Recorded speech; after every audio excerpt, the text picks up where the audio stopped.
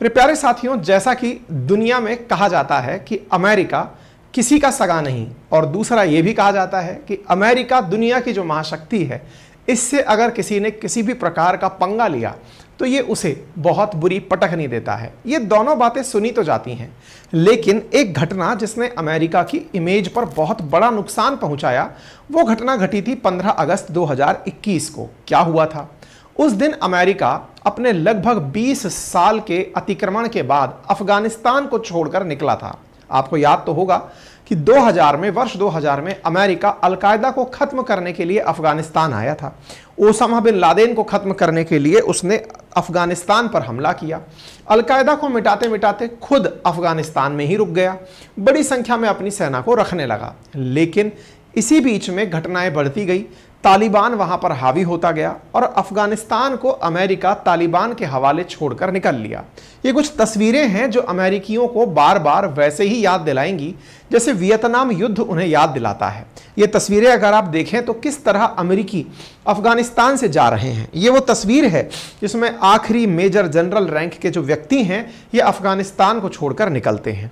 और उसी दिन एक और तस्वीर बाहर आई थी, जिस तस्वीर में आपने अफगानिस्तान के प्रेसिडेंशियल हाउस के अंदर बैठे हुए इन तालिबानियों को देखा था। ये वो तस्वीरें थी जिन्हें देख करके आप लोगों को यह एहसास हुआ था कि संभवतया अब तालिबान की हुकूमत आ जाएगी तो तालिबानी वो सब आतंक मचाएंगे जिसका अमेरिका ने दुनिया को डर बिठाया हुआ था। खैर, अमेरिका को इस बारे में जब पता चलता है कि यार तालिबान यहां पर आ गया है, तो ये बहुत बड़ी जरूरत है कि इसके आने की मेजर कारण समझे जाएं। अच्छा, ये बहुत ही इंटरेस्टिंग बात है कि आप और हमको लगता है कि अमेरिका को नहीं पता होगा कि इसके पीछे कौन जिम्मेदार है। पता उसको सब होता है, लेकिन वो ये चाहता है कि इसको पब्लिक में तो कम से कम मत लाओ कि हम क्यों हारे। लेकिन अमेरिका की एक पब्लिक फजीहत भी हुई। किन कारण से हुई? इन महाराज के कारण से हुई। ये वो व्यक्ति हैं जिन्होंने अमेरिका के सामने आंख उठाने का कार्य किया। अच्छा, बाय द वे, अगर आपको याद हो तो जिस अलकायदा के कारण अफगानिस्तान में हमला करने अमेरिका गया था, वो व्यक्ति था ओसामा बिन लादेन। अगर आपको ध्यान हो तो ओसामा बिन लादेन को मारने के लिए अमेरिका ने पाकिस्तान की मदद ली थी, लेकिन बाद में पता चला कि ओसामा पाकिस्तान में ही छुपा हुआ है। पाकिस्तान के एटबाबाद में अमेरिकी फोर्सेस ने आकर के ओसामा बिन लादेन को मारा था। अलकायदा के मारे जाने के बाद भी अमेरिका अफगानिस्तान में टिका हुआ था। पाकिस्तान को भर भर के खूब सारी मदद भी दे रहा था, क्योंकि वो उसी मदद के माध्यम से पाकिस्तान से अफगानिस्तान में हमला कर पा रहा था। लेकिन इन सब के बावजूद जब अमेरिका अफगानिस्तान से निकला तो उसे एक तस्वीर दिखी, जिस तस्वीर ने उसे बहुत ज्यादा इंसल्ट किया। और वो तस्वीर थी इस व्यक्ति की जिसका नाम है फैज हमीद।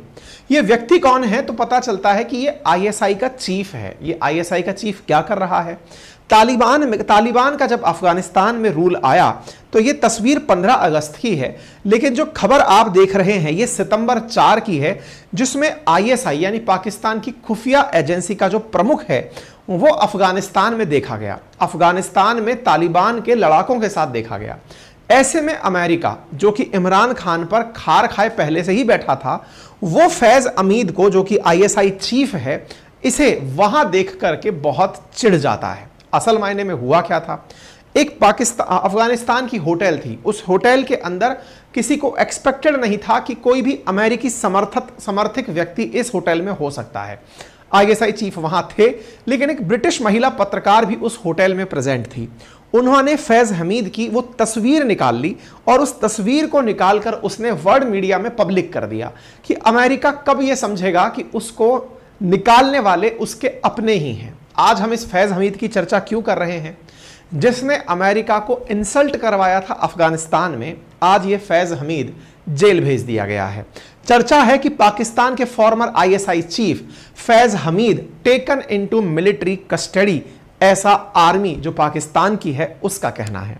मतलब समझने का प्रयास कीजिए। इमरान खान का शासन जब था, उस इमरान खान के शासन में आईएसआई, यहां की खुफिया एजेंसी, जैसे भारत के अंदर रॉ है, बिल्कुल उसी तरह से पाकिस्तान की जो आईएसआई है उसके चीफ अफगानिस्तान में तालिबान की मदद करते हुए दिखे थे, आज उन्हें भी उसी तरह जेल में भेज दिया है जैसे इमरान खान को जेल भेजा था। इमरान खान को जेल क्यों भेजा था बाय द वे?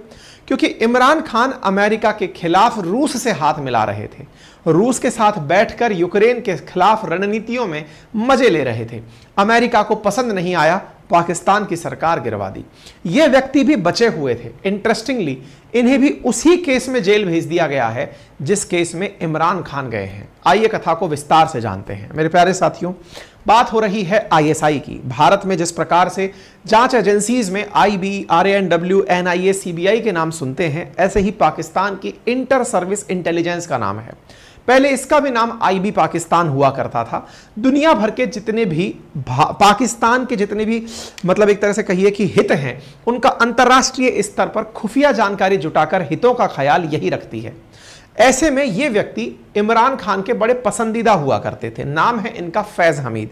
ये असल में आर्मी के लेफ्टिनेंट जनरल रैंक के आदमी थे। मतलब ये समझिए कि सेना का लेफ्टिनेंट जनरल इनकी खुफिया एजेंसी का डीजी हुआ करता था। उस समय सेना के जनरल रैंक पर बैठे हुए थे बाजवा जनरल थे, उनके अधीनस्थ थे ये फैज हमीद। लेकिन इन्हें एक अलग डिपार्टमेंट दे दिया गया आईएसआई संभालने का, कि आप आईएसआई संभालिए।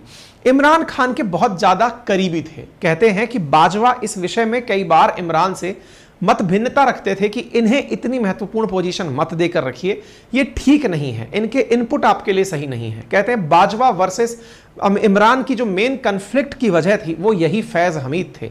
यही वो फैज हमीद हैं जिन्होंने खुलेआम वो तस्वीर आने के बाद में अपने पद से इस्तीफा देने पर भी इनकार कर दिया था। बाजवा ने काफी ज्यादा प्रेशर क्रिएट किया, इमरान खान को समझाया कि इन्हें इनके पद से हटाइए। इमरान खान तब भी नहीं माने, इन्हें इनके पद पर बरकरार रखे। इमरान खान इस तरह खुलेआम घूम रहे थे जैसे कि उन्हें इंडिया की बराबरी करनी हो। बार बार आपको याद होगा एक दौर था जब इमरान खान पाकिस्तान के पीएम हुआ करते थे, तब हर अंतरराष्ट्रीय मंच पर वो बिल्कुल भारत की बराबरी करते दिखते थे। हर जगह जो भारत स्टैंड ले रहा है वैसा ही स्टैंड लेते हुए वो दिखते थे। अंतरराष्ट्रीय अखबारों में इमरान के बयान और इमरान के मंत्रियों के बयान आए दिन भरे रहते थे। आजकल सब तरफ शांति है, क्योंकि असल मायने में उनके पास में वो कैपेसिटी नहीं थी, वो कॉम्पिटेंस नहीं था जो इंडिया के पास था, लेकिन उसके बावजूद वो बातों में बराबरी कर रहे थे। बस इन्हीं बातों की बराबरी के चलते पाकिस्तान के अंदर इमरान खान की सरकार को नुकसान उठाना पड़ा। साथ ही साथ आज ये फैज हमीद जेल में हैं। लेकिन फिलहाल के लिए थोड़ा इनके बारे में और जान लेते हैं। 1987 में पाकिस्तान मिलिट्री एकेडमी को ज्वाइन करने वाले फैज हमीद 2019 से 21 तक पाकिस्तान खुफिया एजेंसी आईएसआई के डायरेक्टर जनरल के पद पर रहे थे। जून 2019 से नवंबर 2021 तक आईएसआई के मुखिया रहे और इस समय इन्होंने काफी ज्यादा सुर्खियां तब बटोरी जब ये तालिबान के लीडर्स के साथ चाय की चुस्कियां पीते हुए दिखाई दिए थे। इनकी ये तस्वीरें और इमरान से करीबी इमरान के खिलाफ अमेरिका की नाराजगी की बड़ी वजह बनी। यही कारण था कि सेना के जो हेड हुआ करते थे वो इमरान से कई बार इस बारे में चर्चा कर चुके थे कि जनाब इनके साथ मत रहिए, तालिबान का शासन भले ही आ गया हो लेकिन पाकिस्तान अमेरिकी समर्थक माना जाता है, आप तालिबान का सपोर्ट करके कहीं ना कहीं कोई ना कोई आफत मोल ले रहे हैं। लेकिन इमरान तो इमरान थे और उन्होंने इस चीज की कीमत भी चुकाई। आईएसआई के कारण इमरान खान की जो हालत वर्तमान में हुई वो सबके सामने है। जावेद बाजवा कई बार, ये मतलब सुर्खियां हैं कि इमरान और बाजवा के बीच में कई बार कन्फ्लिक्ट हुआ फैज हमीद के लिए कि इन्हें आप इस पद पर मत रखिए क्योंकि इनके चलते अमेरिका आपसे नाराज हो सकता है। खैर, बात आती है साल 2023 की। यहां पर एक टॉप सिटी हाउसिंग के मैनेजमेंट ने फैज हमीद पर आरोप लगाते हुए कहा कि उन्होंने इसके मालिक मोइज खान के ऑफिस और घर पर छापेमारी की थी। अब आप देखिए किस तरह से इनको इनके पद से जाने के बाद घसीटा गया। एक कंपनी है, एक सिटी का मतलब कोई हाउसिंग कंपनी है, उसके मैनेजमेंट ने फैज हमीद पर कि जब ये पद पर हुआ करते थे ना, हमारे यहां पर ऑफिस में आकर छापेमारी की थी। नवंबर 2023 में इस मामले में सुप्रीम कोर्ट ने हाउसिंग सोसाइटी के मालिक से कहा कि इसकी शिकायत रक्षा मंत्रालय में दर्ज कराएं, क्योंकि आईएसआई के चीफ लेफ्टिनेंट जनरल हुआ करते थे उस समय। रक्षा मंत्रालय में जब इस मामले को दर्ज कराया गया तो सेना ने एक जांच कमेटी गठित की और इस जांच कमेटी के अंदर एक मेजर जनरल रैंक के आदमी को कहा गया कि इस मामले की जांच की जाए। यह कमेटी मेजर जनरल की अध्यक्षता में जांच करती है और फैज हमीद और उनके भाई के खिलाफ आय से अधिक संपत्ति होने और कथित भ्रष्टाचार के मामले की जांच करना शुरू करती है। पता चलता है कि फैज हमीद पाकिस्तान सेना में पेशावर के कोर कमांडर भी रहे थे और वो रिटायरमेंट के बाद पाकिस्तानी सेना के नियमों का उल्लंघन कर रहे थे। इस तरह के इनके ऊपर आरोप लगने लगे। एक और मामला इनके खिलाफ खुलकर आया। पता चला कि इन्होंने 5 अरब रुपए की रिश्वत ली थी। अब कहां से ली थी? तो बोले जानकारी इस तरह से है कि एक अल कादिर ट्रस्ट स्कैम हुआ था। अब ये अल कादिर ट्रस्ट स्कैम कौन सा है? ये वही वाला स्कैम है जिसके चलते इमरान खान जेल में गए हुए हैं। इसमें क्या था? अब एक तरह से समझिए, जैसे इंडिया के अंदर अंबानी है ना, ऐसे पाकिस्तान के अंदर एक बहुत अमीर आदमी है। उस अमीर आदमी ने अपने स्तर पर कोई जमीन बनाने के लिए दी थी, एक प्रकार से कॉलेज या यूनिवर्सिटी बनाने के लिए। उसका नाम था अल कादिर ट्रस्ट यूनिवर्सिटी। अल कादिर ट्रस्ट यूनिवर्सिटी बनाने के लिए कुछ जमीन दी गई थी इमरान खान को, और वो दी थी रियाज मलिक नाम के व्यक्ति ने। इमरान खान को जमीन ट्रस्ट के रूप में दी गई थी, लेकिन इमरान खान और उनकी बीवी ने उस जमीन को अपने नाम करा लिया। और इस काम को कराने में इन्होंने बहुत बड़ा रोल प्ले किया था। किन्होंने? जो ये फैज हमीद हैं, इनके द्वारा फैज हमीद जो आईएसआई के चीफ हैं, बकायदा इन्होंने इस पर्टिकुलर ट्रस्ट से 5 अरब रुपए भी लिए थे। अब ये रुपए किस कारण से लिए गए थे ये तो खैर यही जाने, लेकिन कुल मिलाकर ये जमीन इमरान खान खा गए और पैसा फैज हमीद खा गए, ऐसा आरोप लगा और सुप्रीम कोर्ट ने इनके खिलाफ जांच खुलवा दी। अब जांच खुली तो निश्चित ही था कि इनकी जांच में पीछे का जो मामला रहा वो तो चाय की चुस्की थी, लेकिन वर्तमान में तो यही कहा जा सकता है कि इनकी यही चाय अब तूफान ले आई है। और इसी तूफान के चलते फैज हमीद इनकी कोर्ट के द्वारा दिए आदेश में सेना के द्वारा अब कोर्ट मार्शल पा रहे हैं।